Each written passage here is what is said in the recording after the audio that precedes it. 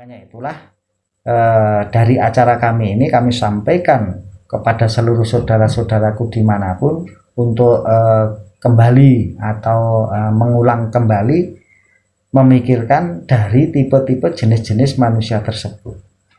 Mudah-mudahan kita semuanya digolongkan kepada manusia sejatinya manusia, sehingga kita akan bisa terselamatkan dari seleksi alam yang sebentar lagi benar-benar akan dimulai ini, dengan mengingat kembali jati diri kita, introspeksi diri kita. Semoga kita gali lagi, kita kenali jati diri lagi, kita kembali kepada fitrah kita, kepada asli kita, manusia sejatinya manusia. Nah, bagi yang memang mungkin ibaratnya itu iblisnya lebih berkuasa atau binatangnya lebih berkuasa, sehingga kita kurang bisa mengendalikannya, selama masih ada kesadaran untuk kembali, selama masih ada kesadaran untuk bersatu padu untuk bagaimana caranya, senantiasa memikirkan kekacauan.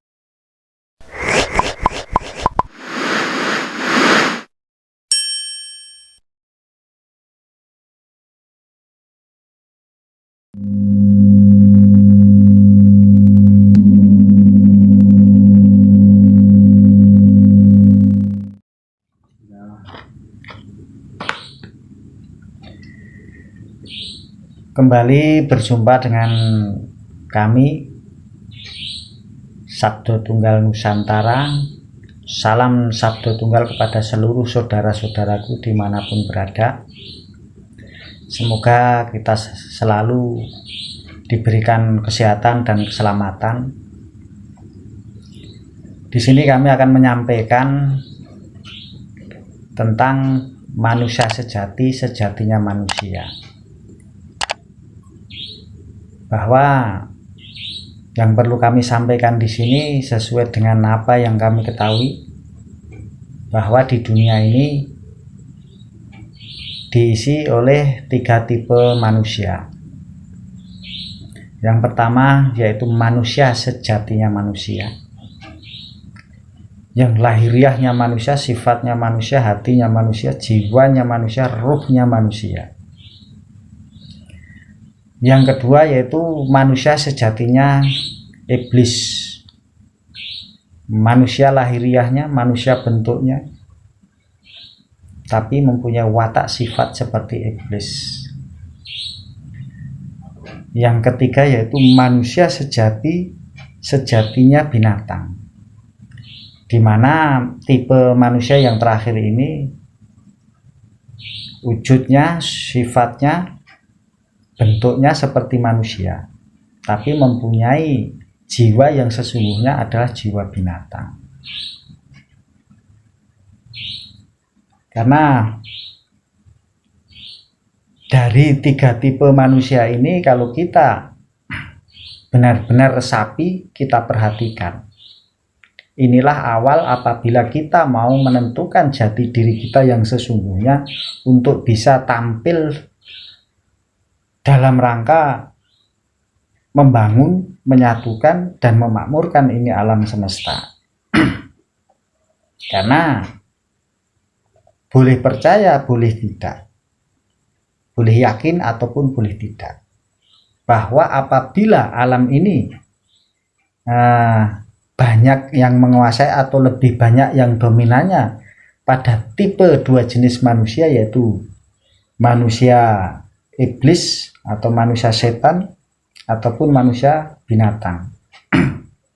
Namun pembangunan atau pelaksanaan dalam kekhalifahan di atas alam dunia ini hanya akan bisa stabil apabila yang ada di depan atau kebanyakan yang menghuni ini adalah manusia sejatinya manusia. Di mana manusia sejatinya manusia inilah yang lahiriahnya manusia, dilihat secara tatanan lahiriah adalah manusia. Dia mempunyai jiwa manusia, mempunyai ruh manusia, dan mempunyai anugerah-anugerah yang lainnya dari Sang Pencipta ini, yaitu yang dianugerahkan oleh makhluk penghuni alam semesta yang terakhir ini, yaitu manusia. Nah, kalau kita cermati satu demi satu dari apa yang kami sampaikan tadi, kita insya Allah akan lebih mudah untuk bisa menentukan dimanapun, kapanpun, ketika kita bersama dengan orang lain. Dimana pada tipe manusia yang utama ini, yaitu manusia sejatinya manusia, sesungguhnya sesuai yang kami ketahui jumlahnya tidak sebanyak apa yang ada di alam semesta saat ini. Mungkin kalau saudara-saudara di dunia spiritual atau di dunia kegaiban, nah, sering kita dengarkan, woi, banyak sekali yang berjalan sekarang ini badannya manusia tapi kok kepalanya, mukanya seperti binatang, atau badannya manusia tapi kepalanya kok seperti jin, iblis, dan lain sebagainya.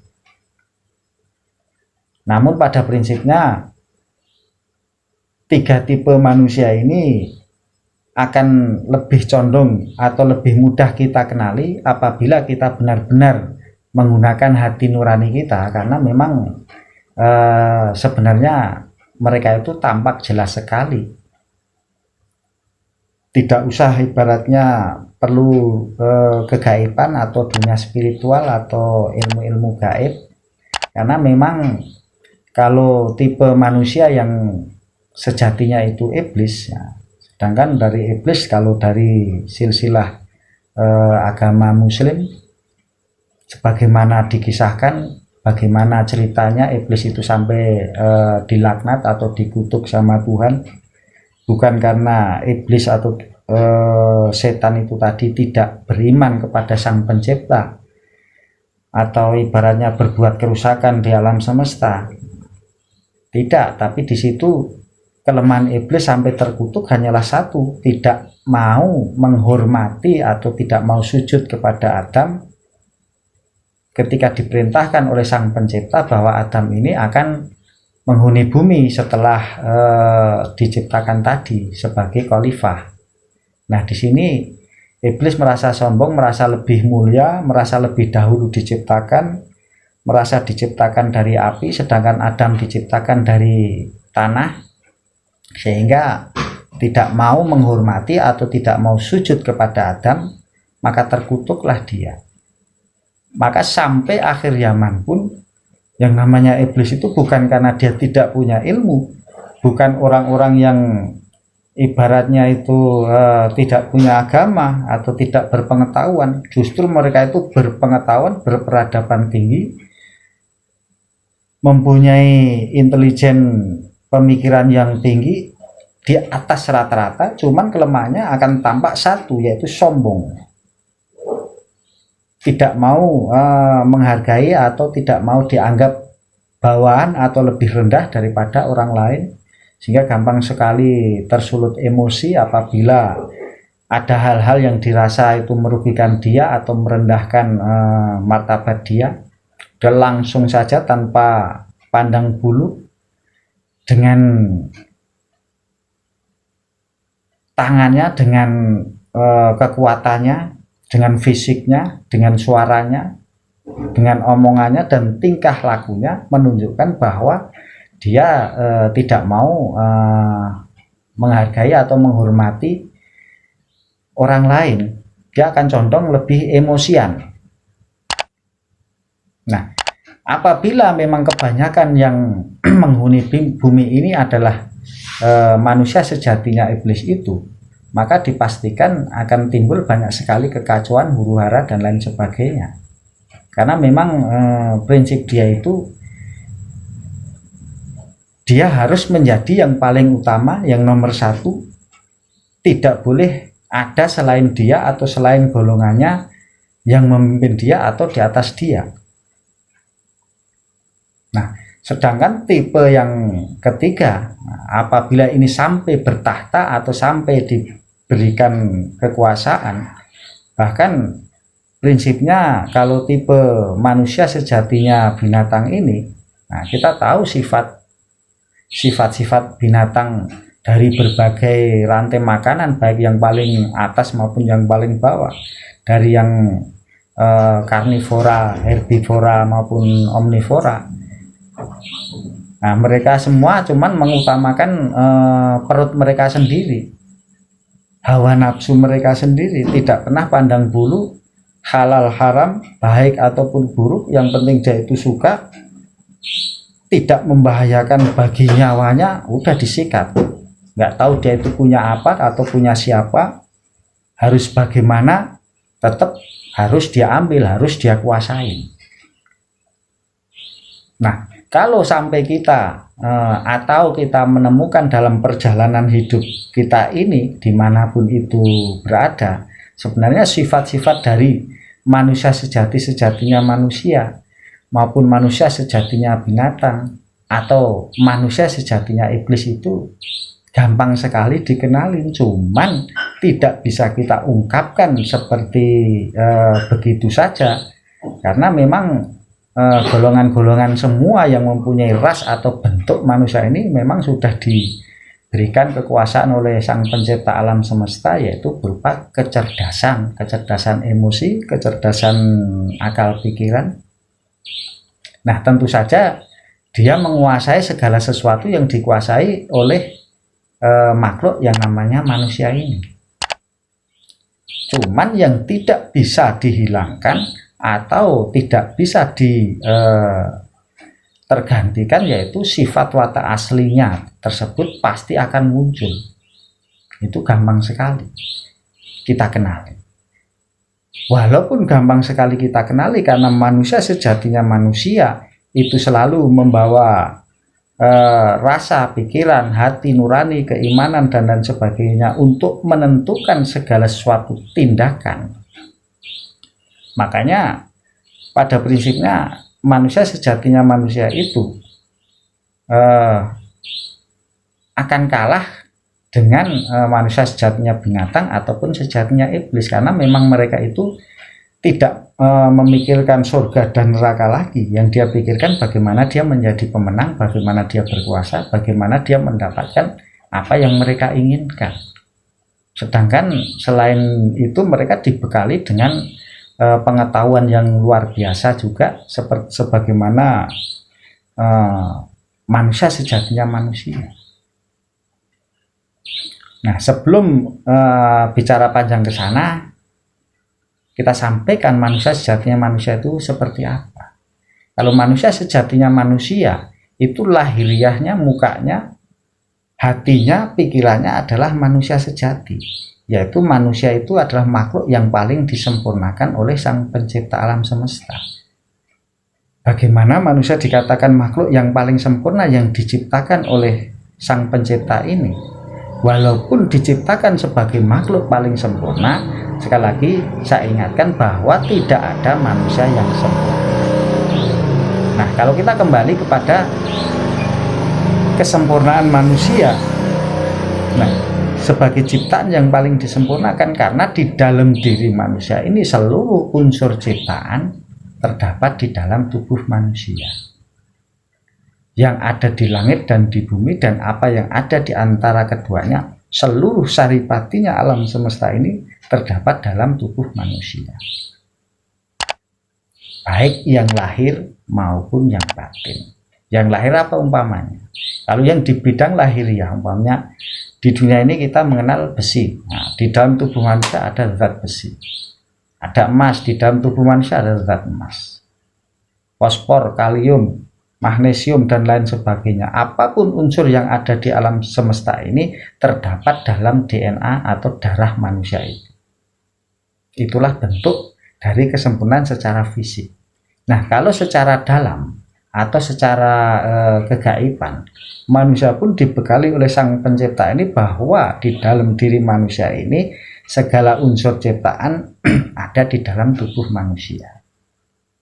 Di dalam tubuh manusia ada jin, ada malaikat, ada iblis, dan seluruh kegaiban-kegaiban apapun yang diciptakan oleh Allah, dikaruniakan oleh Sang Pencipta, ada di dalam tubuh manusia. Nah, kalau dari perkataan tadi bahwa di dalam tubuh manusia itu ada segala unsur kehidupan yang diciptakan oleh Sang Maha Pencipta ada di dalam tubuh manusia, kan bisa jadi juga umpamanya kalau ada yang bertanya, nah itu mungkin iblisnya yang baru muncul. Nah, apa bedanya manusia sejatinya manusia dengan manusia sejatinya iblis atau manusia sejatinya binatang, kalau memang sejatinya manusia atau manusia sejati itu di dalamnya ada binatangnya, ada iblisnya. Nah, perbedaan di sini adalah manusia sejatinya manusia yang mempunyai jiwa dan mempunyai ruh di dalamnya, yang paling utama sebagai tongkat komando utama, sebagai raja di rajanya badan yang dimilikinya sendiri, yaitu badan sejatinya dia, itu mempunyai kuasa Tuhan sebagaimana Tuhan menciptakan, memerintahkan atau melakukan segala sesuatu dengan kun. Begitu juga dengan jiwa.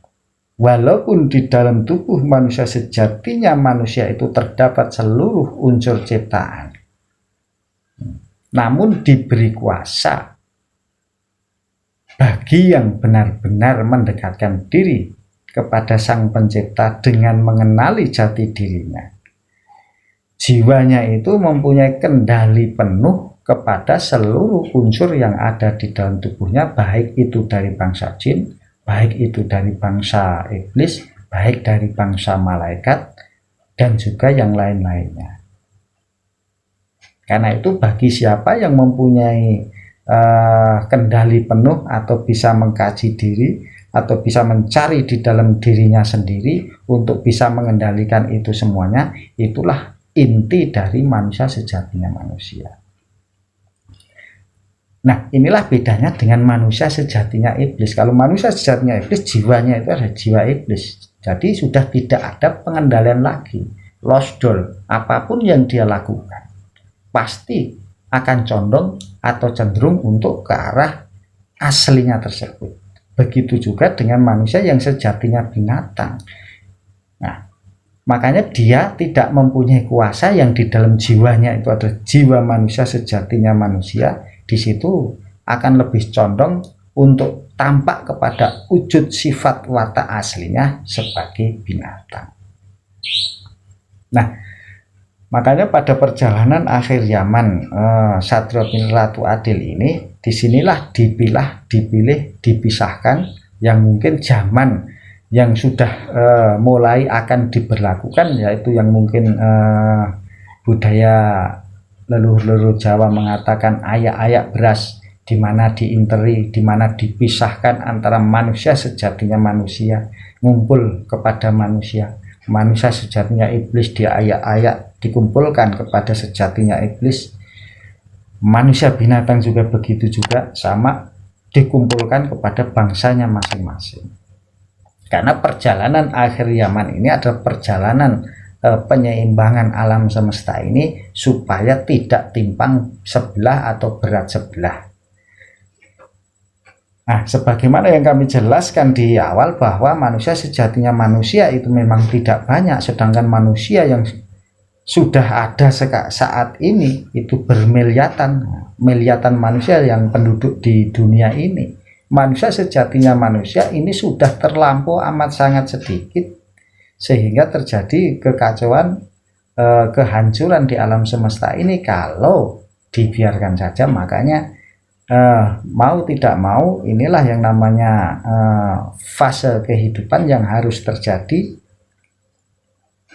penyeimbangan alam yang sesungguhnya di akhir zaman ini. Makanya itulah dari acara kami ini kami sampaikan kepada seluruh saudara-saudaraku dimanapun untuk kembali atau mengulang kembali memikirkan dari tipe-tipe jenis-jenis manusia tersebut. Mudah-mudahan kita semuanya digolongkan kepada manusia sejatinya manusia, sehingga kita akan bisa terselamatkan dari seleksi alam yang sebentar lagi benar-benar akan dimulai ini, dengan mengingat kembali jati diri kita, introspeksi diri kita. Semoga kita gali lagi, kita kenali jati diri lagi, kita kembali kepada fitrah kita, kepada asli kita, manusia sejatinya manusia.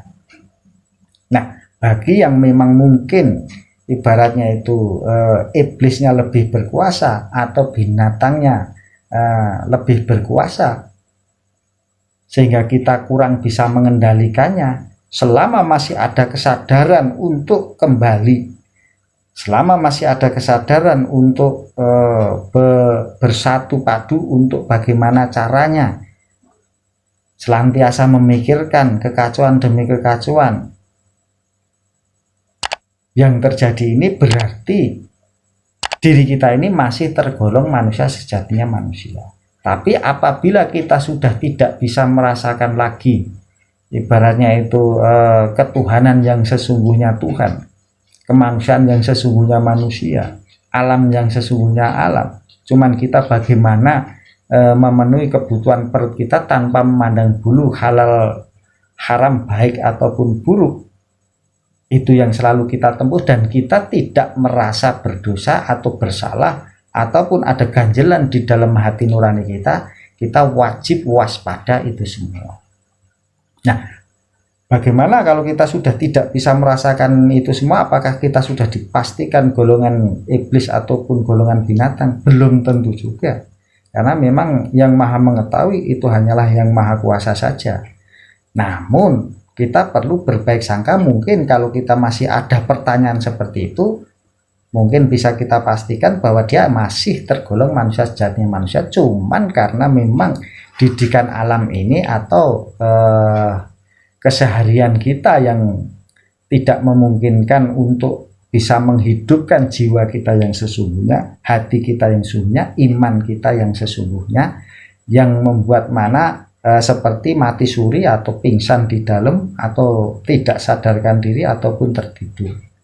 Maka dari itu kami mengajak kepada seluruh saudara-saudaraku dimanapun berada, ayo kita bangkitkan kembali manusia sejatinya manusia, jiwa atau ruh yang ada di dalam diri kita, karena hanya dengan jiwa atau ruh tersebut tadilah yang bisa melaksanakan tugas yang sesungguhnya untuk menyebarkan kemakmuran di atas bumi.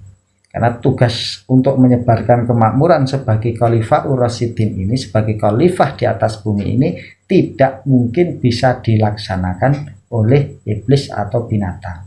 Karena kalau iblis memang dia sudah menjalankan kodratnya harus mengganggu atau merusak. Dengan merusak alam semesta ini, berarti memang tugas dia itu terlaksana, yaitu untuk mengganggu kekhalifahan kita sebagai anak turunan Adam. Nah, maka di sini kami mengajak kepada seluruh saudaraku dimanapun berada, ayo sama-sama kita introspeksi diri lagi, sehingga kita bisa memilah dan memilih dengan siapa kita berteman, dengan siapa kita bersaudara, bagaimana kita memulai mengenali lingkungan kita, kanan kiri kita, depan belakang kita, untuk bisa mencari manusia sejatinya manusia, supaya kita sama-sama berkumpul, bermusyawarah bagaimana untuk melaksanakan tugas dan kewajiban kita di alam semesta ini, supaya tidak menambah kerancuan dan kehancuran, supaya tidak lagi menambah perpecah belahan dari setiap umat-umat yang ada. Karena kalau memang manusia sejatinya binatang, nah kita mau obrolkan apa saja, karena sifat-sifat binatang itu tahu sendiri, yang penting bagaimana perutnya terisi, bagaimana nafsunya bisa dilaksanakan tanpa pandang bulu. Sedangkan kalau binatang ataupun iblis ini, ibaratnya itu mau kamu bicarakan model apapun, mau kamu apakan seperti apapun, tidak akan pernah berubah, karena memang sifat watak lahir dan batinnya seperti itu. Cuman yang harus kita hati-hati apabila dua golongan ini sudah menyusup atau berbaju, ibaratnya itu berbaju agamis, berbaju politik, atau berbaju ibaratnya berkedudukan tinggi, bos dan lain sebagainya.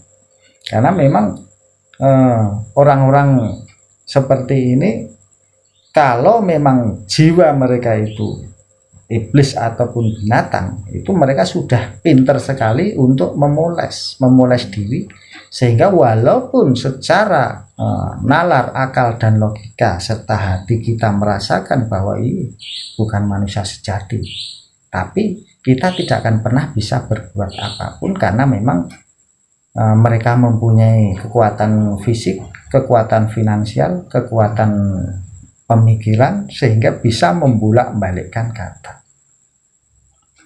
Yang paling berbahaya apabila memang kebanyakan apa yang ada di dunia ini adalah sudah bukan manusia sejatinya manusia, namun mereka mempunyai kekuatan yang luar biasa di bidang materi maupun di bidang teknologi dan juga secara pendidikannya. Nah, untuk bisa mengatasi itu semuanya, mau tidak mau kita memang harus kembali kepada jati diri kita masing-masing. Introspeksi diri, mencari jati diri kita yang sesungguhnya.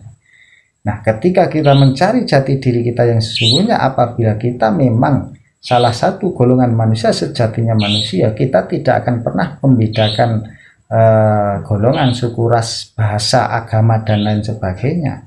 Namun dari situlah kita akan memperkaya diri, memperkuat diri untuk bisa kumpul sesama golongan manusia sejatinya manusia untuk membangun alam semesta. Tapi apabila memang kita itu senang sekali dengan perbedaan, dengan perpecahan, dengan perdebatan dan lain sebagainya yang akan menimbulkan ke arah kehancuran tanpa ada penyesalan atau kekhawatiran di dalam hati dan pikiran kita, masalah itu kita harus benar-benar hati-hati. Kita harus tanyakan kembali kepada diri kita, kita ini manusia sejatinya manusia atau bukan. Nah, itu saja mungkin yang kami sampaikan saat ini. Kita sambung lain waktu.